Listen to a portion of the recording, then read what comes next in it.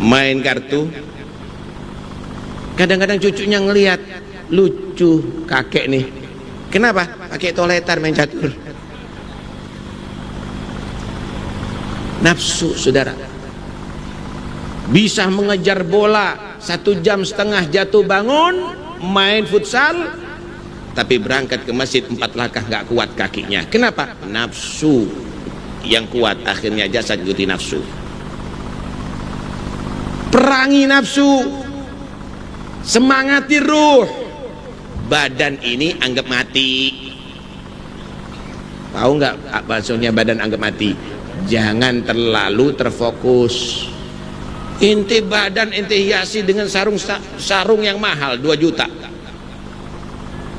Arlojinya luar biasa, cincinnya luar biasa.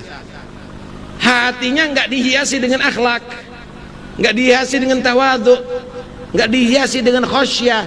Jadikan badan kamu itu seperti mayit, biasa-biasa aja lah. Bentar lagi dikafanin deh, cincinnya dicopot, jamnya dicopot, pakaian kamu nanti akan dicopot. Jadikan jadi kafan, jadikan sederhana badan kamu. Sampo untuk rambut ada, padahal udah botak.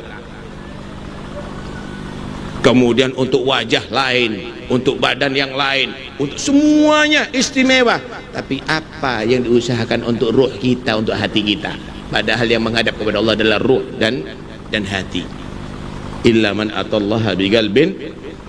Karena itu ayo, kehidupan yang ada ini betul-betul kita jadikan untuk berpihak kepada ruh, dan kita lawan hawa nafsu. Inilah perlunya kita diadakan haul untuk kita dikenalkan sosok-sosok orang yang soleh untuk kita tiru. Keberhasilan Kiai Syarbani ini bukan karena pabriknya gede, bukan karena beliau itu adalah bupati atau wali kota atau gubernur, bukan beliau itu adalah orang yang bisnismen. Keberhasilan beliau ini bukan karena banyak pengikut, kehidupannya sederhana, tapi semua umurnya dibuat untuk berdakwah ikhlas karena Allah, berhasil sampai bisa mengumpulkan orang begini. Ini Banjar semuanya eksodus ke sini, datang ke sini semuanya. Kota Bangil jadi kota Banjar sekarang, saudara. Kenapa? Inilah keberhasilan, saudara. Terakhir, beliau Al-Imam Al-Ghazali radhiyallahu anhu menggambarkan, menukil golnya Sayyidina Abu Bakar As-Siddiq. Hadil atsad imma qafasut tuyur au istablud dawab. Ini jasad kita ini, hubungannya dengan ruh kan bakal pisah ya. Ruh ini sekarang ini seperti burung dalam sangkar atau seperti kambing dalam kandang. Ruh kita sekarang ada di jasad dalam kehidupan ini seperti burung dalam sangkar atau seperti kambing dalam kandang. Kalau ruhnya orang yang soleh itu seperti burung dalam sangkar, ketika sudah dilepas dari sangkarnya bebas, itu burung, dia akan naik ke pohon-pohon yang menjulang yang tinggi-tinggi, dia akan menikmati kehidupan yang bebas. Begitu juga ruhnya orang yang soleh, kalau keluar dari jasad dia akan bebas dari kehidupan dunia. Wa arwahun tatiru ilal ula bi ajnihatil gharami fil maq'adis ya. Ada ruhnya orang yang soleh itu akan ajnihatil gharamil maq'adiyah, ruhnya orang yang soleh tadi itu akan pergi ke pelita-pelita yang bergantungan ada di arsy Allah. Mereka menikmati dengan pahala dan ridha Allah subhanahu wa ta'ala. Tapi ruhnya orang yang tidak soleh, alhamdulillah, mudah-mudahan selamat, itu seperti kambing dikeluarkan dari kandang. dari kandang menuju ke tempat penyembelihan untuk dipotong, untuk dicacah, untuk dijadikan makanan yang nikmat. Kalau tadi itu ruhnya bebas, bisa menikmati ruhnya orang yang soleh. Tapi kalau orang yang tidak soleh, ruhnya akan digiring untuk diadab oleh Allah di alam barzakh sampai ada neraka Allah Subhanahu wa taala. Karena itu semua amal kebaikan kamu akan berpengaruh dengan ruh kamu atau dengan nafsu kamu. Tugas kamu semuanya adalah hidupkan ruh kamu dengan sehat, dengan perbuatan taat, dengan meninggalkan segala bentuk maksiat. Jangan mengikuti hawa nafsu, matikan, lemahkan hawa nafsu kamu. Maka setelah keluar dari dunia, kamu akan diangkat derajatnya oleh Allah dunia sampai akhirat, dan kamu dalam kenikmatan Allah yang abadi, dalam ridha Allah Subhanahu wa taala. Mudah-mudahan insyaallah kita semuanya bukan hanya sekedar menjadi orang yang hadir dalam haul, tapi bisa mengambil ibrah dalam haul. Mudah-mudahan insyaallah bisa mengikuti jejak daripada orang-orang yang soleh yang diholi, dan mudah-mudahan insyaallah nanti di hari kiamat kita akan disambungkan dengan mereka, dikumpulkan dengan mereka. Amin ya rabbal alamin. Wa sallallahu ala sayyidina Muhammad wa alihi washabihi wasallam. Alhamdulillahi rabbil alamin. Wassalamualaikum warahmatullahi wabarakatuh.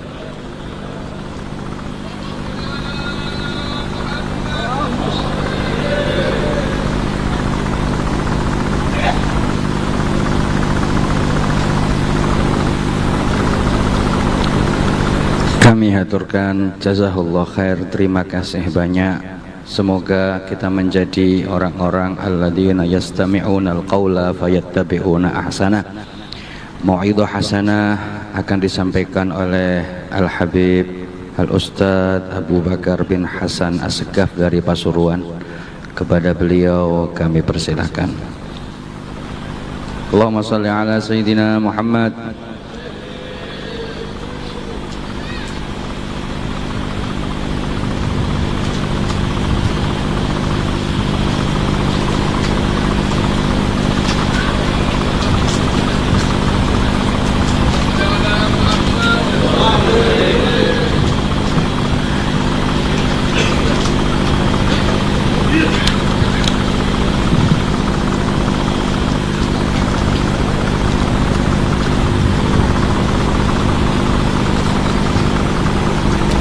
Assalamualaikum warahmatullahi wabarakatuh. Bismillahirrahmanirrahim. Alhamdulillah, nahmaduhu wa nasta'inuhu wa nastaghfiruhu wa nastahdihi wa nastarshiduh, wa na'udzu billahi min syururi anfusina wa sayyiati a'malina. من يهده الله فلا مضل له ومن يضلل فلا هادي له، وأشهد أن لا إله إلا الله وحده لا شريك له، وأشهد أن سيدنا ونبينا ومولانا محمدا عبده ورسوله.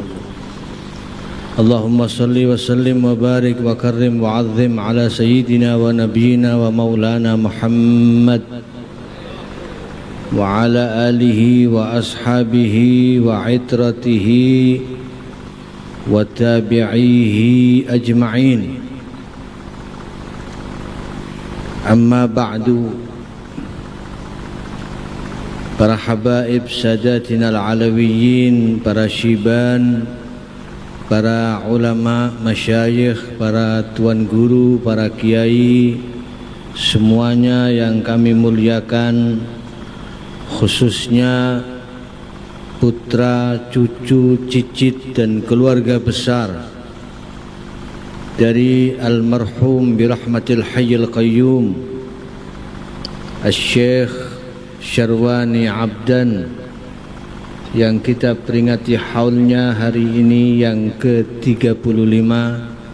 Seluruh keluarga besar masyayikh Pondok Pesantren Datuk Kelampayan, hafizahumullahu ta'ala wa ra'ahum bi'aini inayatih wa adama baqa'ahum fi khairin wa afiyah. para bapak pejabat pemerintah baik sipil TNI maupun Polri yang hadir yang kami hormati, seluruh muhibbin pecinta Asy-Syaikh Syarwani Abdan, pecinta para ulama, para salihin, baik yang datang dari Banjarmasin, Kalimantan Selatan maupun dari kota-kota lain, khususnya yang ada di sekitar Bangil ini. Semoga senantiasa dirahmati dan diberkahi Allah Subhanahu wa taala. Ini banyak orang Banjarmasin ya. Kalau kata orang Banjarmasin, ini pian sudah kauyuhan. Kauyuhan itu sudah capek. Duduk sudah dari sejak pagi tadi. Kama qila wa minal baliyati fil majalisi kulliha ju'ul jama'ati bintidharil wahidi. Termasuk balaknya majlis adalah ketika jamaah yang hadir sudah kelaparan sementara acara belum selesai karena menunggu satu orang yang belum selesai ceramah. Ini termasuk balaknya majlis. Tapi insya Allah masih bisa bertahan ya. Secara ringkas kita memperingati, mengenang sejarah orang yang alim min ulama'i hadhil ummah yang tadi kita dengarkan bersama manaqibnya dan sirahnya, cerita-cerita orang saleh, hikayatus salihin.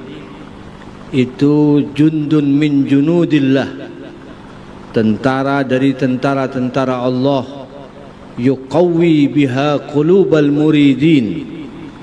Dengan cerita-cerita kisah-kisah orang saleh itu Allah Ta'ala memperkokoh, menguatkan hati orang-orang yang ingin sampai kepada Allah.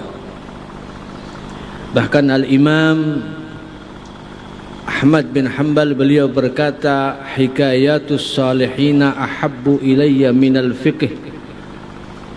Cerita kisah orang-orang yang saleh itu lebih saya cintai daripada sekedar belajar ilmu fikih. Karena cerita manaqib sejarah orang-orang yang saleh itu bisa mendorong semangat kita untuk bertakarrub kepada Allah Subhanahu wa taala. Ketika mendekati ajalnya Rasulullah sallallahu alaihi wasallam, lamma qarubat wafatul Mustafa, ketika Nabi mau wafat, dajjatil ardu bil buka wa qalat li maulaha, ya Rab, kanatil anbiya'u tamshi ala dhahri. Ketika Nabi sallallahu alaihi wasallam mau wafat, bumi ini goncang karena menangis. Dan bumi ini berkata, seandainya diterjemahkan, ya Rab, ya Allah, dulu para nabi-nabi berjalan di atasku. Maka ketika para nabi-nabi itu wafat dan engkau wafat meninggalkan bumi, siapa kelak yang akan berjalan lagi di atasku ini? Bumi takut kehilangan kemuliaan karena para anbiya telah wafat. Faman yamshi ba'dahum ala dhahri, maka dijawab oleh Nabi sallallahu alaihi wasallam, ulama'u ummati ka anbiya'i bani Israil. Ulamanya umatku yang menjadi ulama, orang-orang alim itu bagaikan nabi-nabinya Bani Israel. Artinya sepeninggal Nabi, setelah wafatnya para anbiya, bumi akan terus dimuliakan oleh Allah dengan keberadaan para ahli warisnya para nabi, yaitu para ulama. Al-ulama warasatul anbiya, fa innal anbiya'a lam yuwarrithu dinaran wala dirhama walakin warathu al-ilma faman akhadhahu faqad akhadha bihadzin wafir.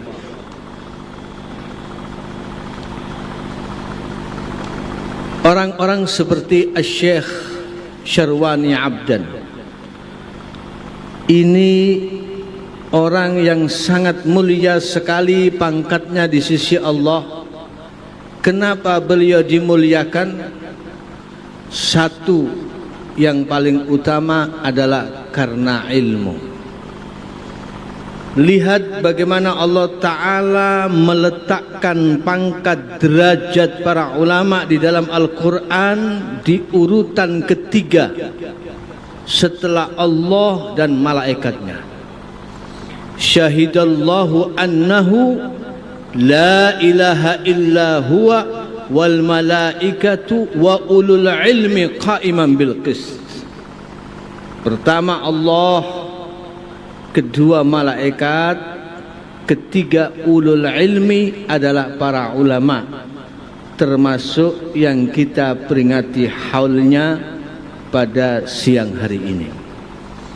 Beliau diletakkan oleh Allah Subhanahu wa taala pada urutan ketiga setelah para malaikatnya.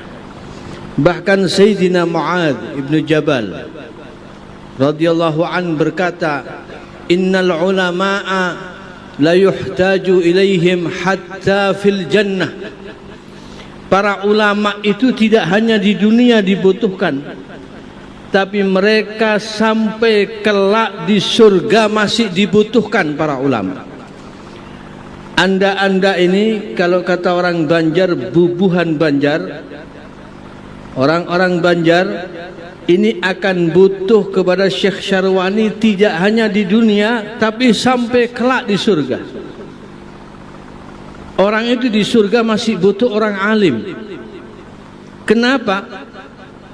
Ketika dikatakan kepada ahlul jannah, tamannau, kalian sekarang sudah berada di surga, silakan minta kepada Allah apapun yang kamu mau. Mau apa saja, minta kepada Allah. Fala yadruna kaifa yatamannawna hatta yata'allamu minal ulama. Maka mereka tidak tahu mau minta apa itu, bingung kepada Allah. Jadi ini kita orang-orang yang bodoh itu nanti di dunia mau minta apa kepada Allah kita nggak tahu. Sehingga kita masih butuh petunjuknya para ulama, butuh bertanya kepada ulama apa yang harus kita minta kelak di surga Allah Subhanahu wa taala. Begitu tinggi kedudukan dan derajat para ulama itu sehingga kita butuhkan sampai kelak di surga Allah Subhanahu wa taala. Para jamaah sekalian yang dimuliakan Allah Subhanahu wa taala. Orang ini kalau seandainya tidak ada ilmu, apa bedanya yang satu dengan yang lain?